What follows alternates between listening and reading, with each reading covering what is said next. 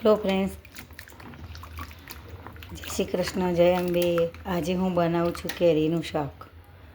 આ કેરી બધી સમારી મીડિયમ સાઇઝના ટુકડા કરી અને ધોઈ નાખ્યા, કારણ કે તેમાં ચીલ હોય છે ને, એટલે પછી હાથ ચીકણા ચીકણા થાય, પછી સ્વાદ પણ ના આવે।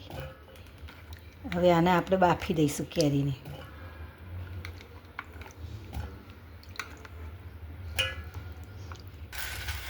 એક ગ્લાસ જોઈએ તો બીજું વેરી શકો, પણ એક ગ્લાસમાં આવી લો।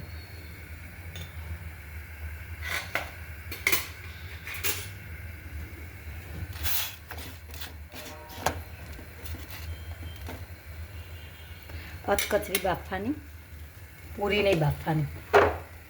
એક ઉભરો આવે એટલે બંધ કરી દેવાની। થોડુંક મીઠું નાખવાનું, બહુ નહીં નાખવાનું।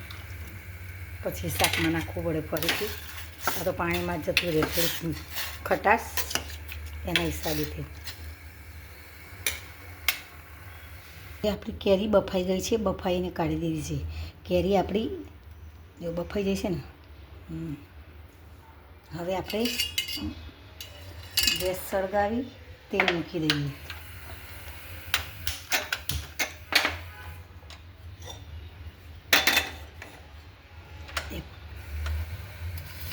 કઢાઈ લઈ તેમાં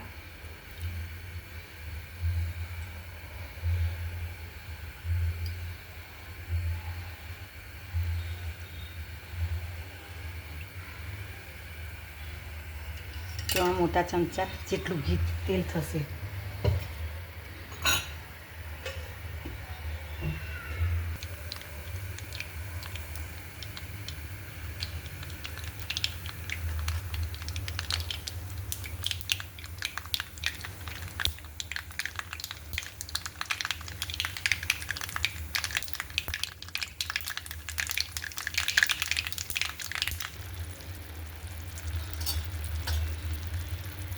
ચમચી ધાણા જીરું થોડું આગળ પડતું નાખવાનું।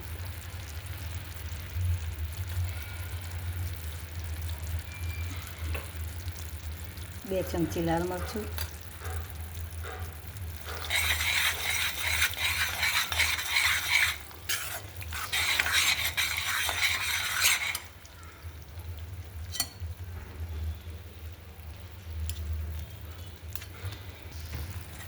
હવે આપણો ગોળ ઓગળી ગયો છે। હવે સરસ કલર આવી ગયો। મીઠું નાખીએ સ્વાદ અનુસાર।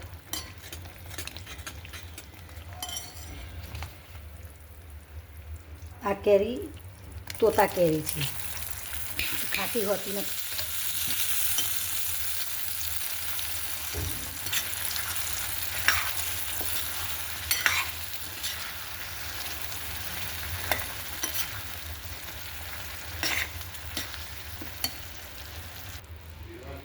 હું તેમાં 1 ચમચી ખાંડ પણ નાખું છું।